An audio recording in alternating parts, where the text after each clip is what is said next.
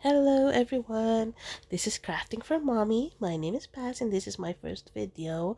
What I'd like to share with you is my final stretch to finish my diamond painting, and in the process also give you a primer in this particular hobby. Now, rather than going through the motions of telling you this is what you get from a diamond painting, let's start with an end in mind.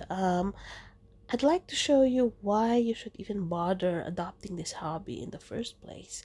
Um, and I hope by the end of this video I'll be able to convince you. So, diamond painting, essentially what you're doing is that you are coming up or painting or creating a picture um, using those tiny resins, faceted resins that we call diamonds. The reason why it's called diamonds is because it catches the light. So when when the facets are together and you're done with your painting, it's so beautiful because it's very shiny. And not only that, is that you create a very clear picture, a very good picture of the art that you are achieving to get. So all you need to do is to stick those small resin beads. In this case, those are the rounded shape. There are diamond paintings that come in square, and maybe on a future videos I'll give you a difference as to why you would like a square versus a round. So what I'm doing is that I'm sticking this on the right space on the canvas. Now that canvas is usually made out of cloth with printed with pattern that is very clear, or as I would say, should be very clear just so it's easy on the eyes, and it has adhesive on top. So all you need to do is find the legend, stick the right diamonds on it, and essentially you're going to be able to paint a picture. So very similar concept to cross stitch. The only difference is that in cross stitch you use threads, or floss, DMCs as we call them, to be able to come up with a picture.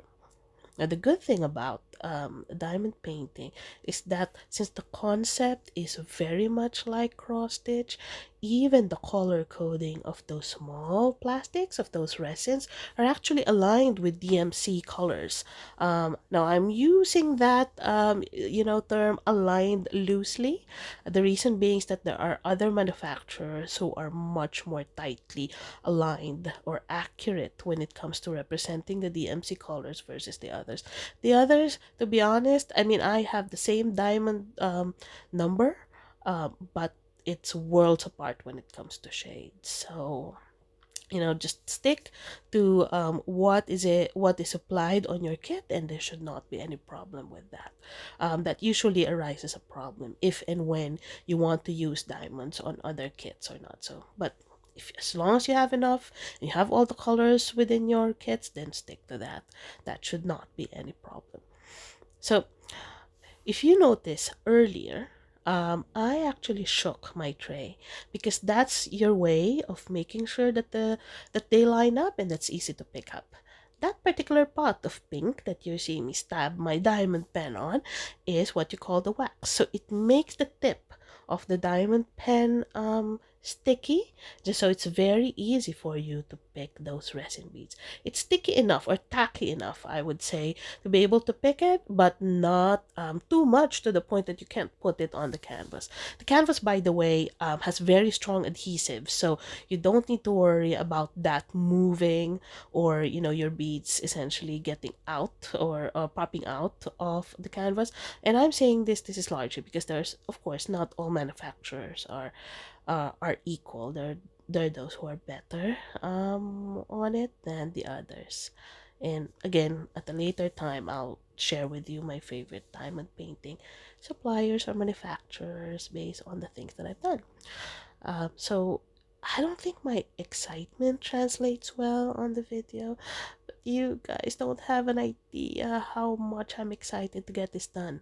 I know I'm almost on my final color, except if you notice what I'm doing in here is that I forgot. I thought I'm done with that color, and then I skipped a few spaces on that lower right hand corner, and there's only four, I think, 4 or 5 spaces in there that I miss. So in those cases, as long as my diamond pen is tacky, I just stick it into that bead container. I don't bother with the tray.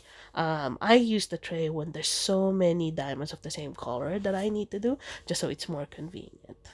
um, so as I was saying, this is my race towards the finish line. 7:32. That beautiful moss green color of beads is my final color, and I've been doing this Van Gogh diamond painting for maybe a couple of weeks now. A few hours here and there. I don't spend my whole day doing it, although I should and I can. I certainly love it. It's very therapeutic from my end because you're doing the same motions over and over again, stress-free motions, I would say. And the creative juices are flowing, and it gives you a certain level of accomplishment or sense of accomplishment when you see your picture coming to life. This is best, for you guys. If you I usually put on an audiobook, or watch on the side, or listen to some music, when I get things done, and time passes by beautifully, and you're also creating something beautiful in the process.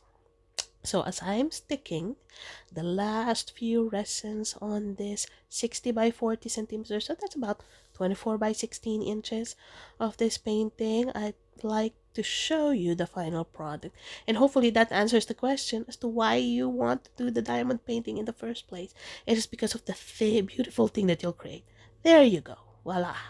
And what I was focusing on is that's the only tiny bit of work that we have done on this video, but as you can see, it's beautiful.